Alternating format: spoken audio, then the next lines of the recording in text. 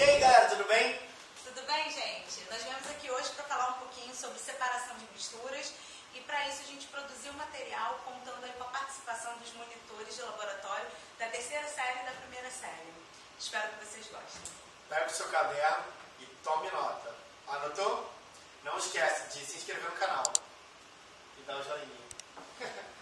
Isso aí.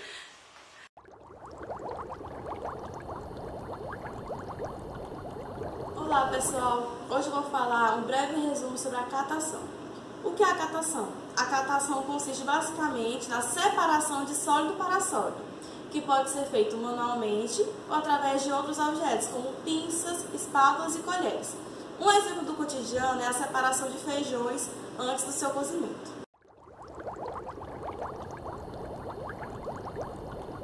Vou falar sobre o funil de separação. O exemplo que nós usaremos hoje é a mistura entre água e óleo de cozinha. A água ela é mais densa, então ela vai ficar na parte inferior. O óleo, que é menos denso, ficará na parte superior. Então, o que nós faremos para separar essa mistura? Nós vamos abrir essa torneirinha e esperar toda a água escorrer para o becker. E quando a água terminar de escorrer, nós fechamos e aqui ficará concentrado só o óleo. E é assim que se faz a separação de uma mistura heterogênea.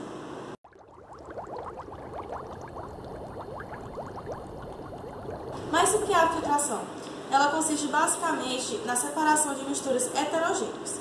Então, nós vamos adicionar essa mistura aqui nesse filtro.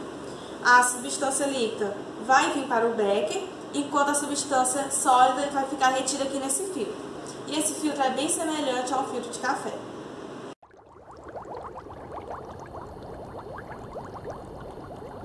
Separação magnética consiste na separação de um ou mais componentes de uma mistura heterogênea, em que pelo menos um desses elementos precisam ter a propriedade do magnetismo.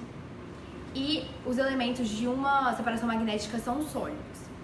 Aqui a gente trouxe o exemplo do pó de ferro e do sal, em que, utilizando um ímã, o ímã vai atrair o pó de ferro e aqui sobrará o sal.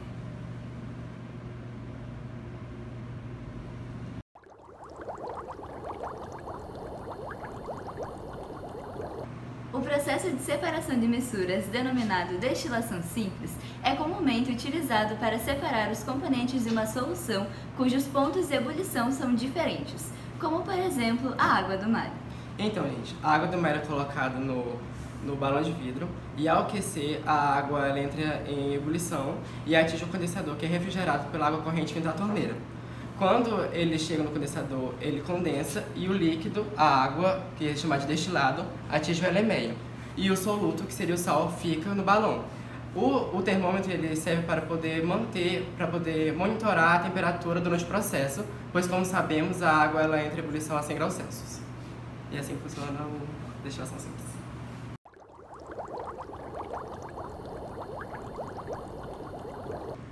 Bom, a destilação fracionada é usada para separar uma mistura homogênea de duas ou mais substâncias que possuem um ponto de ebulição parecido. Bom, nesse processo a gente vai utilizar os mesmos equipamentos utilizados na destilação simples, só que com o acréscimo da coluna de fracionamento. Para realizar esse processo, a gente vai colocar a mistura homogênea no balão de vidro, ligar a manta ou bico de Bunsen, que vai fazer com que essa mistura aqueça e o líquido com o menor ponto de ebulição atinja seu estado de vapor e ele suba pela coluna de fracionamento. Só que como vocês podem ver, a coluna de fracionamento ela possui algumas barreiras, que vai fazer com que esse espaço seja menor. Ou seja, o líquido com menor densidade, que vai ser o líquido que tem o menor ponto de ebulição, ele vai subir, conseguir ultrapassar essas barreiras e chegar até o condensador, que ele vai sofrer o fenômeno da condensação, transformar o vapor em líquido e cair no erlenmeyer, que é o frasco coletor. Bom, e a gente também pode citar alguns exemplos de separação por destilação fracionada, como a separação da água com acetona e do petróleo. A gente utiliza a destilação fracionada para separar o petróleo porque é uma mistura homogênea de várias substâncias. E a partir dessa destilação são gerados vários subprodutos, como o asfalto, o gás de cozinha, o óleo diesel e a gasolina.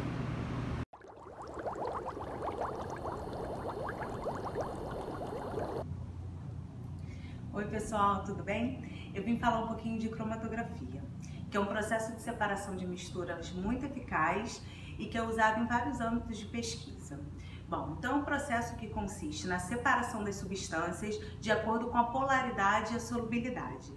Para essa técnica ser eficaz, a gente precisa de uma fase estacionária, que pode ser em papel ou em coluna, e uma fase móvel, que é um solvente que faz a separação das substâncias por arraste. Então, para ilustrar um pouquinho do que a gente vai falar, eu vou usar hoje a cromatografia em papel. Então, o nosso papel de filtro é a fase estacionária. Ele está marcado aqui, ó, com a canetinha roxa. Então, o nosso objetivo é separar os pigmentos que compõem a cor roxa dessa canetinha. Para isso, nós vamos utilizar como fase móvel 3 diferentes solventes que farão a separação por arraste. E esse arraste acontece de acordo com a polaridade semelhante. Vamos usar álcool isopropílico, água e álcool etílico. Então, vamos pegar a tirinha de papel e fazer o contato dela com o solvente e aguardar um tempinho para ver o que acontece.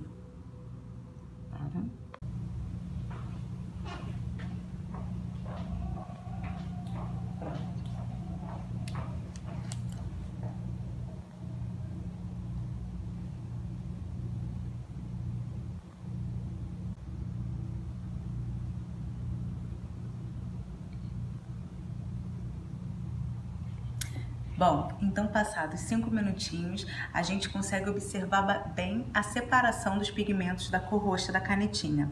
E a gente percebe que a separação acontece de forma mais eficiente quando a gente usa a água como fase móvel. A água é um solvente bastante polar, então a gente conclui que os pigmentos da canetinha têm polaridade bastante semelhante à da água. Por hoje é só, pessoal.